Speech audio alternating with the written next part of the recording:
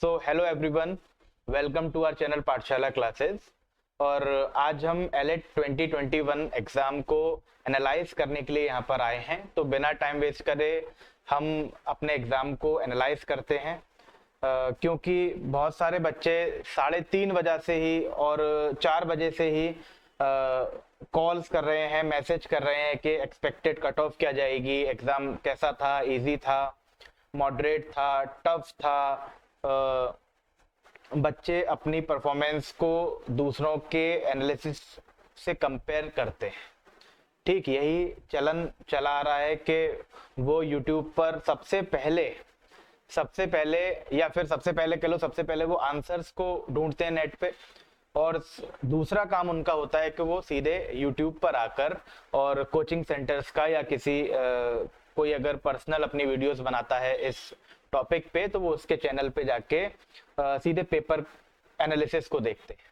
ठीक है, तो इसमें बहुत से लोग जल्दबाजी भी करते हैं व्यूज के लिए, और बिना पेपर को एनालाइज करे या जल्दबाजी में एनालाइज करके जल्दी अपलोड करने की वजह से वो बिना एनालिसिस करे पेपर का यूट्यूब पर अपलोड कर देते हैं। बट यहाँ पर मैं आपको बता दूं कि यहाँ पे बिल्कुल हम लोगों ने डिटेल्ड, हमारा जो इंस्टीट्यूट है उसने बिल्कुल डिटेल्ड एनालिसिस पेपर का किया है, उसके बाद ही हम लोग वीडियो को अपलोड कर रहे हैं। तो जो भी मैं इस एग्जाम एनालिसिस में आपको बताऊंगा वो सब उस सब की एक्यूरेसी, उन सारी चीजों की एक्यूरेसी अप्रोक्स 90% होगी। जितनी भी एक्सपेक्टेड कट ऑफ में बताऊंगा और जितना भी मैं आपको सब्जेक्ट वाइज बताऊंगा कि कौन सा सेक्शन इजी था पेपर का, कौन सा सेक्शन पेपर का टफ था। ठीक, तो सबसे पहले ओवरऑल पेपर की बात करते हैं। ठीक है, मतलब what was the first impression of this paper AILET 2021। तो अगर मैं फर्स्ट इंप्रेशन की बात करूं या फिर ओवरऑल पेपर की बात करूं, तो paper was easy to moderate. Paper easy था। एक या दो सेक्शन ऐसे होंगे सब्जेक्ट में जिसमें बच्चों को थोड़ी सी डिफिकल्टी हुई होगी, but most of the sections of this exam were easy. ठीक, तो फर्स्ट इंप्रेशन में सबसे पहले मैं बात करता हूं टाइम की, जो कि सबसे ज्यादा इंपॉर्टेंट चीज है किसी भी लो एंट्रेंस एग्जाम के लिए। क्योंकि बच्चे अभी एक हफ्ते पहले ही क्लैट दे के आए हैं, तो वहां पे वो 100 अटेम्प्ट्स भी नहीं कर पाए। 110 पे कोई 115 मैक्सिमम अटेम्प्ट करके आया है, तो वहां पे टाइम, वो पेपर टाइम कंज्यूमिंग ज्यादा था। तो इस पेपर के लिए, इस एग्जाम के लिए बच्चों का जो मेन फोकस था वो टाइम मैनेजमेंट में था कि कैसे हम 90 मिनट्स में 150 क्वेश्चन को अटेम्प्ट करेंगे। तो ये टाइम मैनेजमेंट की कोई भी प्रॉब्लम इस पेपर में बच्चों को नहीं रही। जिस पैटर्न पे क्वेश्चन पूछे गए हैं, जिस लेवल के क्वेश्चन पूछे गए हैं, तो आप इस लेवल के क्वेश्चंस, इस पैटर्न के क्वेश्चन को 90 मिनट में बहुत आराम से बच्चों ने सारे क्वेश्चन पढ़ लिए। जितना भी बच्चों को आता था उतना आराम से 90 मिनट्स में बच्चों ने करा। 5-10 मिनट पहले ही बच्चों ने किया। तो टाइम मैनेजमेंट या फिर अटेम्प्ट कितने हुए होंगे या किसी के अटेम्प्ट कम रह गए होंगे, इस पे बात नहीं करनी है, क्योंकि टाइम का कोई भी इशू इस पेपर में नहीं रहा। तो ओवरऑल अगर पेपर में टाइम मैनेजमेंट की बात की जाए तो वो टाइम मैनेजमेंट वाला पार्ट वाज ओके। ठीक, उसके बाद डिफिकल्टी लेवल अगर देखें, तो डिफिकल्टी लेवल अगर मैं ज्यादातर सेक्शंस की बात करूं तो ज्यादातर सेक्शंस इजी थे, तो हम पूरे पेपर को इजी मानेंगे, या फिर कह लो इजी टू मॉडरेट मानेंगे। ठीक, तो यहाँ पे अटेम्प्ट पूरे, सब बच्चों ने अटेम्प्ट पूरे करने को बच्चे को मिला होगा। इजी है तो ज्यादातर क्वेश्चन सारे बच्चों ने किए होंगे। ठीक है, तो क्या चीज गेम चेंजर होगी इस पेपर में?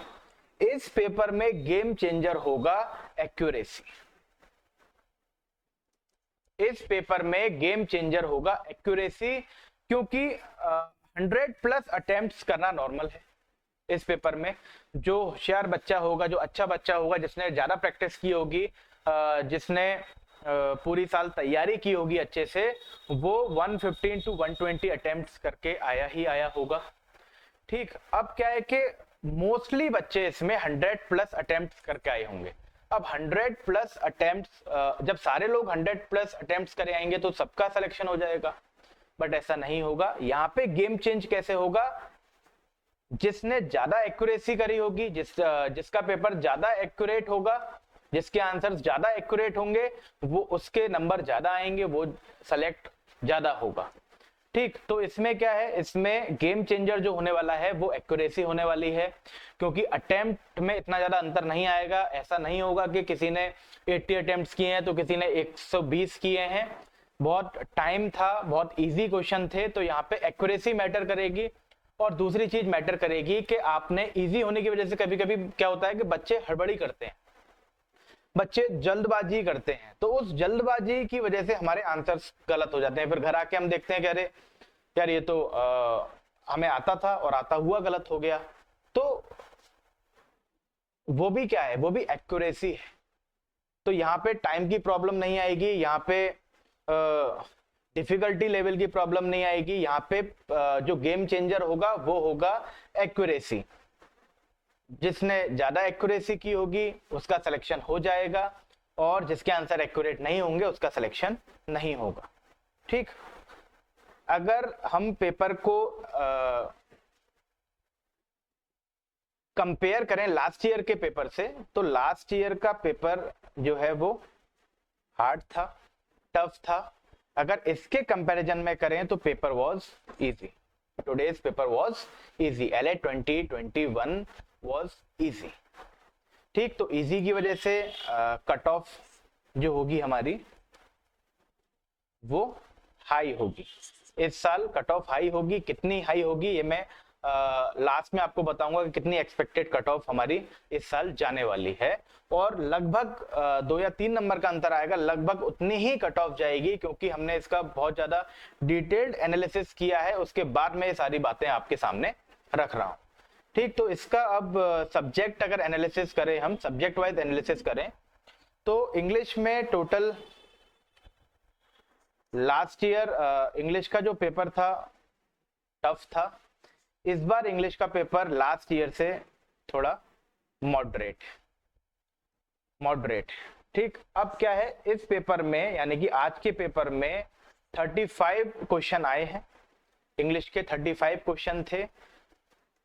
लेवल मॉडरेट था, इजी टू मॉडरेट था, मतलब बिल्कुल इजी भी नहीं कहेंगे। कुछ जैसे एक कॉम्प्रहेंशन था, उसमें कुछ क्वेश्चन थे जो डिफिकल्ट भी थे, बट अगर ओवरऑल इंग्लिश की बात करी जाए तो पेपर वाज मॉडरेट। तो इसमें हम अगर अपना गुड स्कोर माने तो 25 plus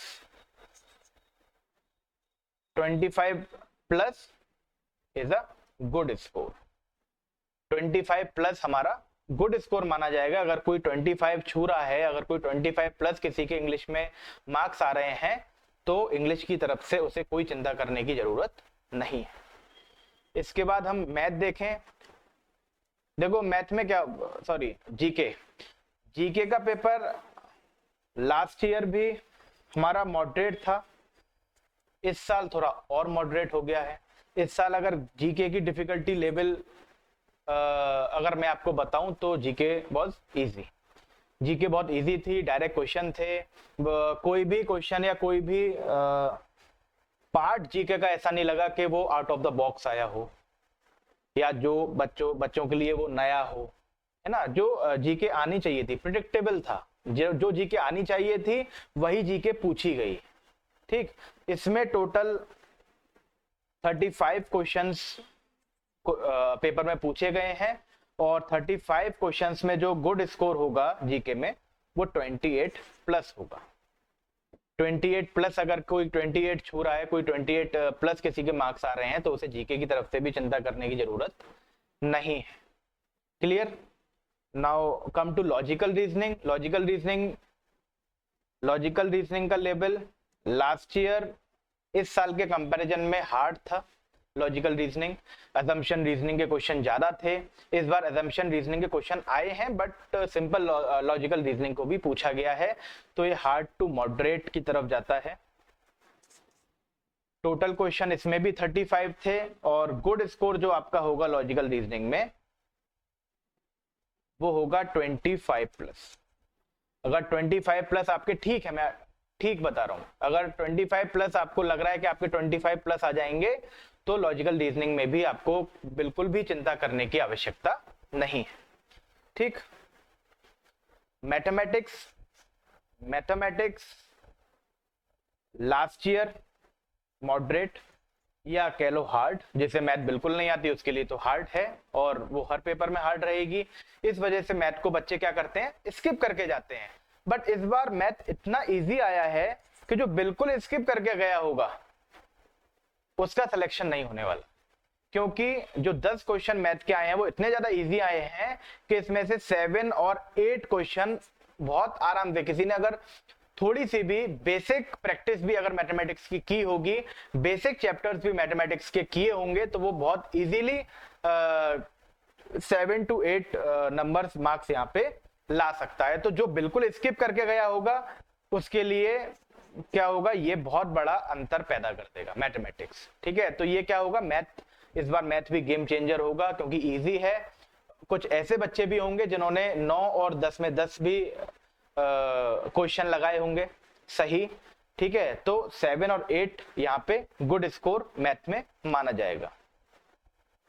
last but not the least, legal aptitude, जो इसे बाकी के जो सब्जेक्ट्स हैं वो बाकी एग्जाम्स में भी आते हैं, एक नॉर्मल सब्जेक्ट्स हैं, बट ये एक ऐसा सब्जेक्ट है जो लॉ के पेपर को लॉ वाली फीलिंग देता है कि हाँ हम लॉ में एंट्री लेने जा रहे हैं, हम लॉ के किसी लॉ कॉलेज में पढ़ने जा रहे हैं, वो है लीगल एप्टीट्यूड। लीगल एप्टीट्यूड अगर प्रीवियस ईयर का देखा जाए तो प्रीवियस ईयर का भी मॉडरेट पेपर था। देखो ये क्या होता है, ज्यादा हार्ड केवल बोला जाता है एलिट को, बट एलिट का जो पैटर्न है वो इतना सिस्टमैटिक है, इतना प्रेडिक्टेबल पैटर्न है कि वो आपके लिए हार्ड रह ही नहीं जाता। अगर लीगल एप्टीट्यूड की बात करें तो इस साल लीगल एप्टीट्यूड मैं बिल्कुल इजी की कैटेगरी में डालूंगा, क्योंकि 100% आपका कोई भी ऐसा कुछ 100% प्रीवियस ईयर जो क्वेश्चंस थे अगर किसी ने वो भी लगा लिए होंगे तो कोई भी कॉन्सेप्ट उसका छूटा हुआ नहीं होगा। क्लियर? तो मेरे हिसाब से लीगल एप्टीट्यूड बहुत इजी, और जैसे हम जब लीगल एप्टीट्यूड पढ़ाते हैं तो कोई भी पार्ट लीगल एप्टीट्यूड का ऐसा नहीं है जो कि डिफिकल्ट हो या फिर जो कि नया हो या थोड़ा अलग सा हो। जो बिल्कुल पैटर्न एलिट जिस पैटर्न पे चलता आ रहा है उसी पैटर्न पे लीगल एप्टीट्यूड पूछा है। अगर किसी ने प्रीवियस ईयर क्वेश्चंस भी प्रैक्टिस किए होंगे तो उसका लीगल एप्टीट्यूड बहुत अच्छा गया होगा। इसलिए मैं लीगल एप्टीट्यूड में 35 क्वेश्चंस थे, यहाँ पे गुड स्कोर में 30 प्लस मानूंगा। 30 प्लस बहुत आराम से यहाँ पे लीगल एप्टीट्यूड में आएंगे। कम से कम मैं तो ये मानता हूं कि सारे बच्चों के, जितने भी बच्चों ने भी पेपर दिया है लीगल एप्टीट्यूड में, वो 30 क्रॉस जरूर करेंगे, और हमारे बच्चे तो 100% 30 स्कोर को क्रॉस करेंगे ही करेंगे। ठीक, तो legal aptitude was bit easy. ठीक, तो ओवरऑल अगर मैं देखूं, ओवरऑल मैं अगर अटेम्प्ट्स की बात करूं तो 110 to 115 attempts are good attempt। वो अगर कोई 110 से 115 अटेम्प्ट करके आया है तो ये एक अच्छे अटेम्प्ट माने जाएंगे, कम अटेम्प्ट नहीं माने जाएंगे। ठीक है, क्योंकि इतना भी नहीं कि कोई 140 अटेम्प्ट करे। ठीक, तो पेपर इजी था, इस वजह से 110 to 115 अटेम्प्ट अच्छे अटेम्प्ट माने जाएंगे। अब इसमें क्या है कि अब इसमें 90% भी आप एक्यूरेसी जिसकी होगी, या मैं तो बोल रहा हूं कि 85% भी जिसकी एक्यूरेसी होगी वो सेलेक्ट हो जाएगा। जिसकी 85 to 90% एक्यूरेसी होगी इतने अटेम्प्ट्स में वो सेलेक्ट हो जाएगा। अब कोई 100 क्वेश्चन करके आया है, उसकी एक्यूरेसी है 95, तो वो भी सेलेक्ट हो जाएगा। ठीक है, बट इस पेपर में जो 100 से कम अटेम्प्ट या जो 90 अटेम्प्ट या 85 अटेम्प्ट करके आएगा उसके लिए ये पेपर या फिर सिलेक्शन थोड़ा मुश्किल होने वाला है। 100 प्लस तो अटेम्प्ट आपको करने ही करने हैं, और गुड अटेम्प्ट्स मैं मान के चलूंगा यहाँ पे 110 to 115। ठीक, इसके बाद एक्सपेक्टेड कट ऑफ की बात करूं तो पेपर आपको भी पता है, पेपर वॉज बिट इजी, ठीक है, या फिर आप बोल सकते हैं इजी टू मॉडरेट। तो लास्ट ईयर से थोड़ी सी कट ऑफ ऊपर जाएगी, मैं मान के चलता हूं कि 80 टू 85, इससे प्लस माइनस 2 और 3 मार्क्स ऊपर नीचे हो सकते हैं, बट जो कट ऑफ की रेंज होगी 80 प्लस, मतलब अगर किसी का स्कोर 80 आ रहा है तो उसे एलिट मिलने के पूरे चांसेस हैं।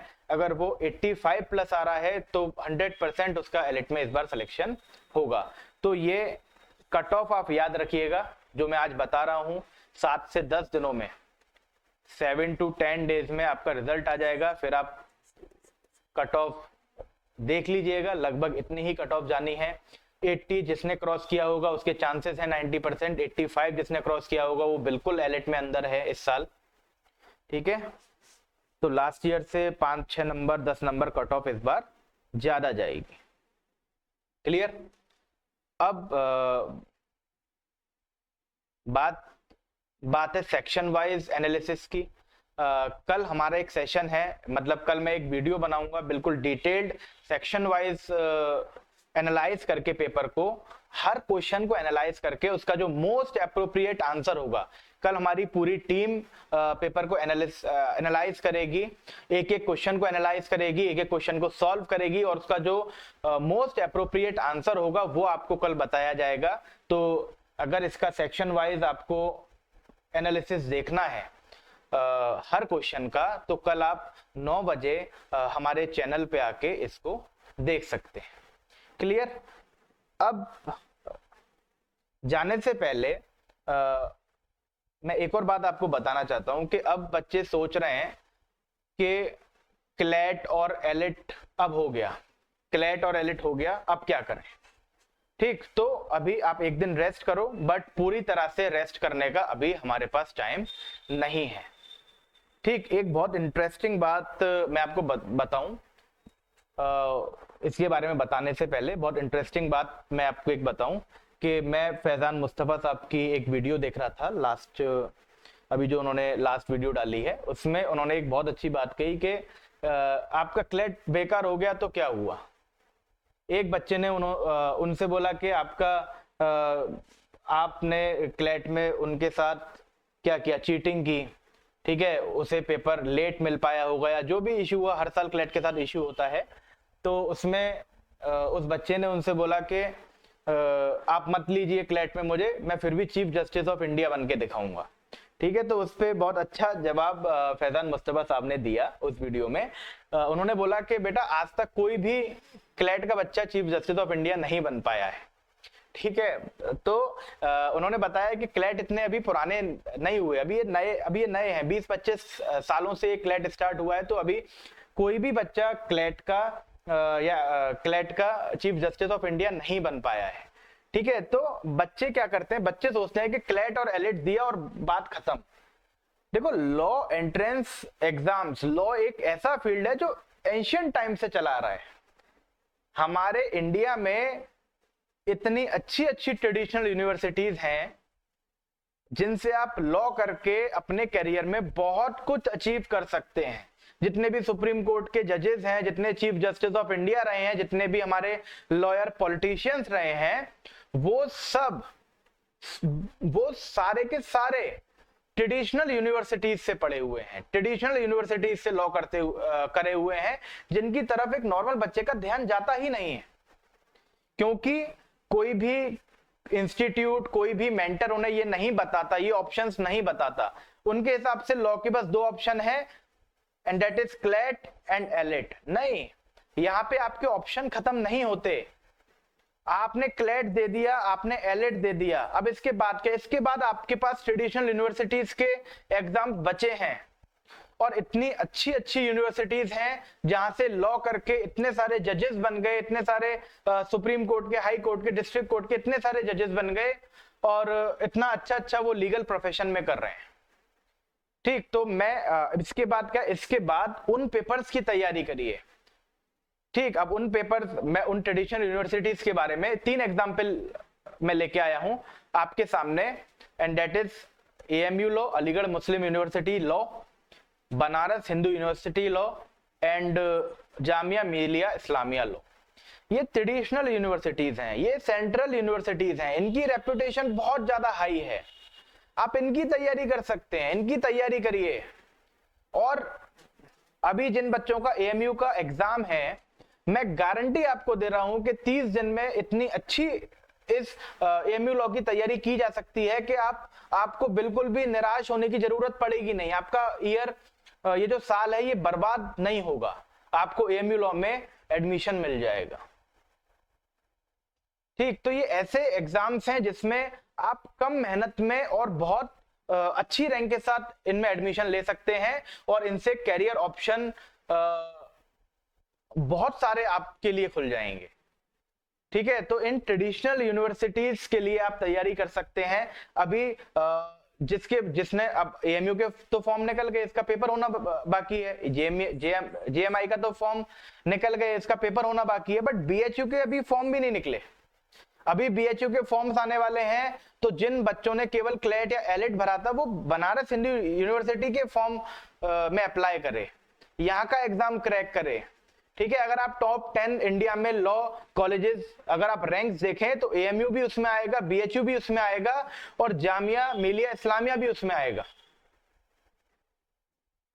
ये सारी ट्रेडिशनल यूनिवर्सिटीज क्लेट के कई कॉलेजेस से रैंकिंग में बहुत ज्यादा ऊपर हैं। तो आप कम मेहनत में यहाँ पे ज्यादा अचीव कर सकते हैं। कोई मेंटर, कोई इंस्टीट्यूट इनके बारे में नहीं बोलता, नहीं बताता, बट मैं आज आपको बता रहा हूं कि अभी आपका वक्त खत्म नहीं हुआ। क्लेट एलिट देके अभी आप फ्री नहीं हुए।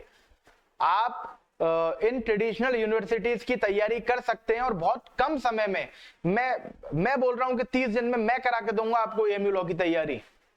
अगर 30 दिन आपने हमारे साथ दे दिए अपनी फुल डेडिकेशन के साथ, तो आप गारंटी से एएमयू लॉ में सेलेक्ट हो जाएंगे। बीएचयू लॉ की तैयारी करिए, 17 अगस्त का भी जामिया मिलिया इस्लामिया लॉ है, उसकी तैयारी कीजिए। ये कॉलेजेस भी आपको लॉ के फील्ड में इतना आगे तक ले जा सकते हैं जितना आप सोच भी नहीं सकते। तो what after CLAT and AILET, आप ये ऑप्शन आपके पास अवेलेबल है, इन ऑप्शंस को अवेल करिए। एएमयू लॉ के लिए पढ़िए, बीएचयू लॉ के लिए पढ़िए, जामिया लॉ के लिए पढ़िए। ठीक है, ये सेंट्रल यूनिवर्सिटीज हैं, इनकी रैंकिंग्स बहुत ज्यादा ऊपर है, इनसे भी आप लॉ के करियर में बहुत अच्छा कर सकते हैं। ठीक है, तो इनके बारे में विचार करिए, और जिनके पास ऑप्शन नहीं है अब कुछ भी करने का, अभी आपके पास बीएचयू का ऑप्शन बचा है, याद रखिएगा। इनकी तैयारी कैसे करेंगे, हम बताएंगे इनकी तैयारी कैसे करेंगे। अभी 1-2 दिन बाद में एएमयू, बीएचयू और जामिया, इनके लिए स्पेसिफिक एक स्ट्रेटेजी सेशन डालूंगा। केवल वो स्ट्रेटेजी सेशन आप फॉलो कर लीजिएगा। मैं गारंटी दे रहा हूं कि आपका तीनों में से, और मैं तो कह रहा हूं तीनों में आपका सिलेक्शन होगा। केवल उस स्ट्रेटेजी को फॉलो कर लीजिएगा। ठीक, तो ये क्या है, ये कम मेहनत में ज्यादा अचीव करने का तरीका है। ठीक, तो प्लीज इस पे विचार करिए, देखिए आप। बाकी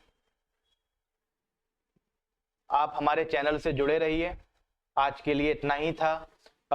अभी कल सेक्शन वाइज सब्जेक्ट एनालिसिस 9 बजे ये वीडियो अपलोड करूंगा मैं कल, सेक्शन वाइज में, जिसमें हर क्वेश्चन को सॉल्व किया जाएगा और उसका मोस्ट अप्रोप्रिएट आंसर बताया जाएगा। तो उस पे आप कल 9 बजे आके हमारे चैनल पे आप उस वीडियो को देख सकते हैं। बाकी अगर आपको एएमयू, बीएचयू या जामिया, जो ऑप्शन अभी आपके पास बचे हुए हैं, इन ऑप्शन यानी कि साल बर्बाद होने से अभी अगर आपको बचना है, तो आप उसकी तैयारी भी कर सकते हैं हमारे साथ जुड़ के। जुड़ने के लिए हमारे आप चैनल पे आ सकते हैं, हमारी वेबसाइट पे जा सकते हैं www.pathshalaclasses.com, जो स्क्रीन पे ऊपर लिखी हुई है, आपको दिख रही होगी। इस पे जाके आप रजिस्टर कर सकते हैं। वहाँ पे अगर कोई भी आपको उसके अलावा कोई डिटेल्स चाहिए किसी भी सब्जेक्ट, किसी भी कोर्स की, तो आप वहाँ पे कॉन्टेक्ट नंबर है, उन पे कॉन्टेक्ट कर सकते हैं। ठीक है, तो आज के लिए इतना ही। Thank you so much.